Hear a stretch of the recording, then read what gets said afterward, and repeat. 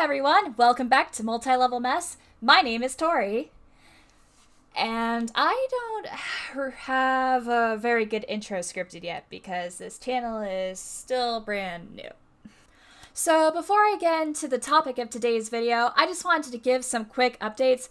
First off, I know I left a stellar first impression in my launch video by getting the name of my website wrong. It's multilevelmess.wordpress.com, not .org. Good job, me! Also, I just want to point out that I did have a custom video thumbnail all ready to go for the video, only to discover that YouTube doesn't allow custom thumbnails unless you have at least a certain number of subscribers and a good reputation or something, which doesn't make sense to me because I think a well-made thumbnail could help attract an audience and let me get to that number of subscribers. But hey, YouTuber hasn't been creator focused in a long time, so yeah. Second, for those of you who may not have been following the blog itself, I've been doing a series where I've been looking at whether or not MLMs, that being multi-level marketing companies, could be considered commercial cults, and I've been doing this by putting them through the BITE model, which was developed to help determine whether or not something might be a cult. I recently released part 2, which is on information control, and I recommend, if you haven't already, to check out part 1 and 2, which I will be linking below.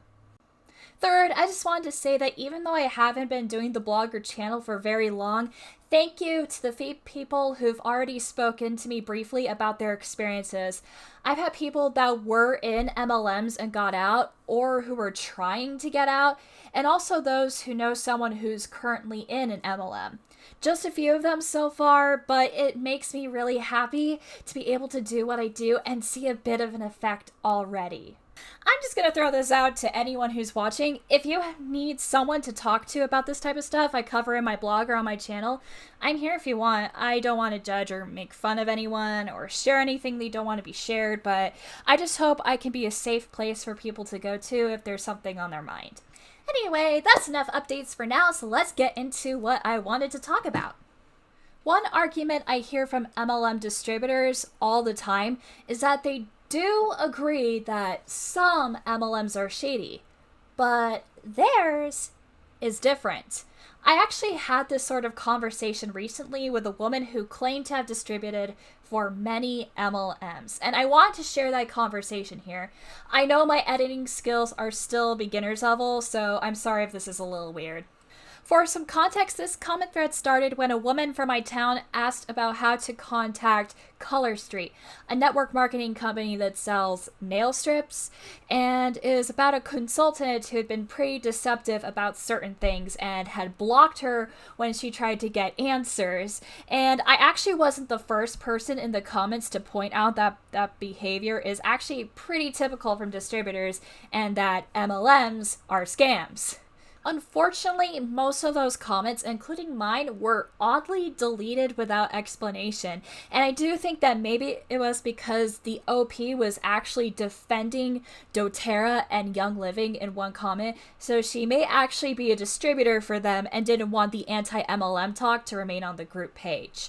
I did point out that they were deleted, and she asked me to PM her about it, so that's a little suspicious. That's a pretty common Hun tactic. However, some of those comments are still up, so I can't say for certain if that's the case. So in this part I managed to save, I was responding to the defenses of some MLMs over others, which is what I'm going to share here. Obviously, as always, I'm going to keep this Hun's information censored because I'm not here to attack individuals. I'm here to expose the issues with MLMs themselves. So I said, all MLMs are the same. They exploit a legal loophole that keeps them from being classified as pyramid schemes and target vulnerable people, such as stay-at-home moms or military wives, to financially exploit them. Really quick, I just wanted to read this excerpt from the FTC website. Pyramid schemes now come in so many forms that they may be difficult to recognize immediately. However, they all share one overriding characteristic. They promise consumers or investors large profits based primarily on recruiting others to join their program. not based on profits from any real investment or real sale of goods to the public. Some schemes may purport to sell a product, but they often simply use the product to hide their pyramid structure. I will link the full piece in the description below if you want to give it a look. So anyway, then I said, according to research from the FTC, 99% of people who participate in MLMs either lose money or simply break even. That's an actual report done for the FTC, and it's super easy to find online, but I'll also try to link the PDF file for that in the description as well. And I said, speaking of doTERRA and Young Living, both were recently featured in the Netflix series Unwell. I highly recommend you go check out that first episode, by the way, because they spill the tea about essential oils. It goes into the dangerous false claims distributors make about the products and how the founder of Young Living was responsible for the death of his newborn daughter and practiced unlicensed medical treatments, touting a degree he got from a diploma mill. I just love how Young Living distributors seem to never acknowledge that crucial bit of information about the foundation of their company. The FTC has recently been cracking down on MLMs for their claims both about their financial opportunities during a pandemic and for the claims about how their products can cure or prevent COVID-19. It's okay, I can say it, I'm not monetized. So this is where that Hun comes into the conversation, and she says, I've been part of MLMs for years, like Avon, Scentsy, Pampered Chef. I disagree. I've only once experienced anything like this, and the rep in question lost their position. They probably were reported to the FTC or Better Business Bureau, or maybe they quit because they realized it's a scam. I would Google it. You should be able to easily find the upline source. Well, not without a name, I can't, but that may have been directed to the OP. They take this type of thing really seriously.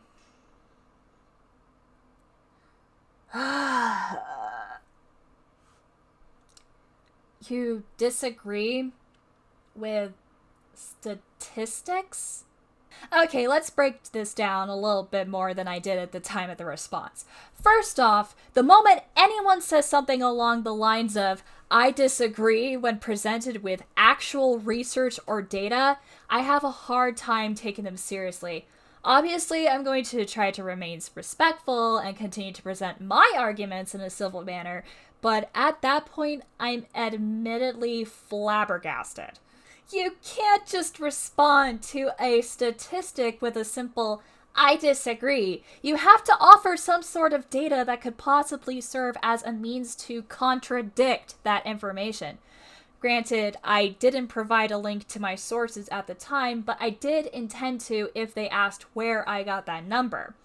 She, on the other hand, just said, I disagree, without any information to back up that statement, thus giving me very little to work off of.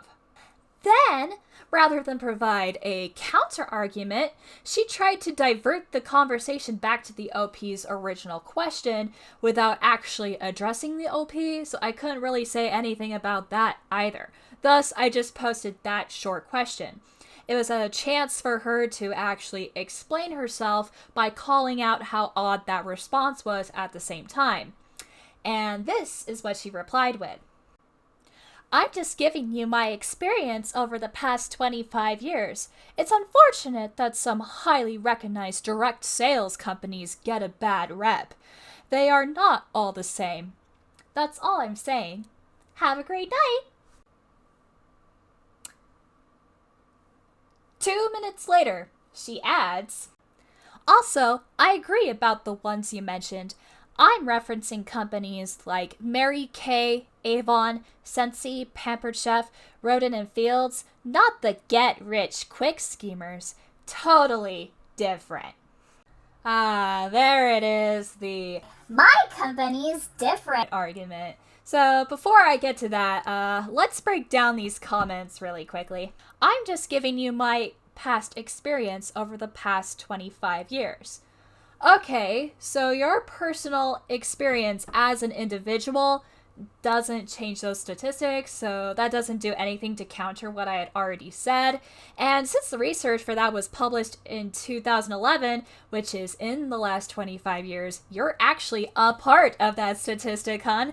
You're either somehow in that 1% who profits off of other people's failures, or you're in that more likely 99% of people losing money because you probably are keeping track of how much is spent versus how much you earn. Also, shouldn't it be a major red flag that you felt the need to join multiple MLMs? If any individual company was so great, why would you have to supplement them with other companies? Or are you one of those people who bounces between MLMs like a pinball because you think, oh, my failure had to do with me, not the business model? It's unfortunate that some highly recognized direct sales companies get a bad rep.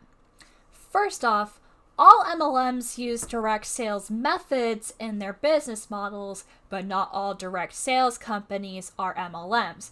This is deceptive phrasing used all the time by distributors, which I've already covered previously in my blog, but I might go over here in the future. Second, those companies actually get several bad reps. That's what sparked this original conversation.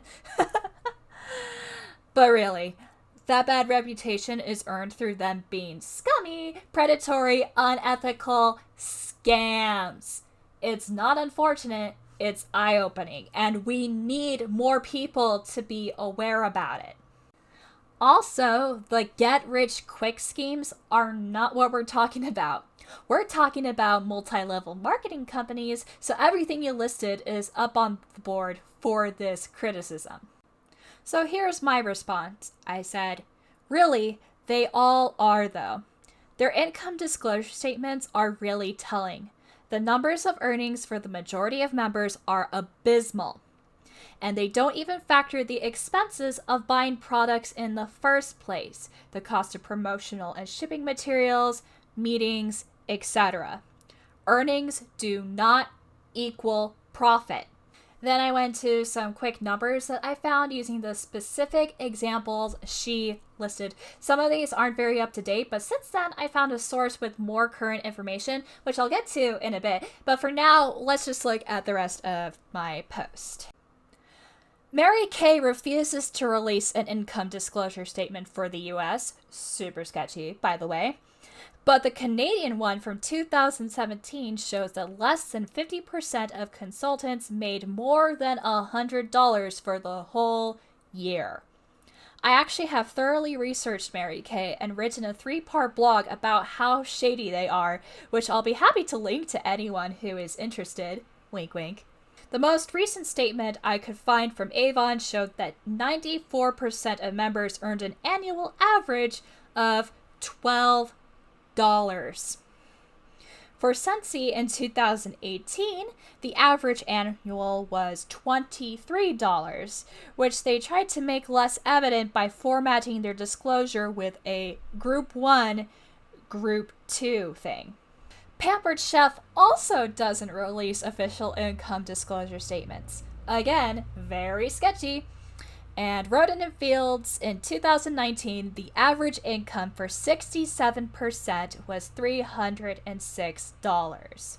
That one probably sounds a lot better until you remember that that's for the entire year. So putting that into perspective, that's less than $6 a week.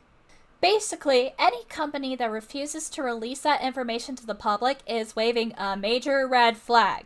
Those who do are waving a flag with the data written right on it.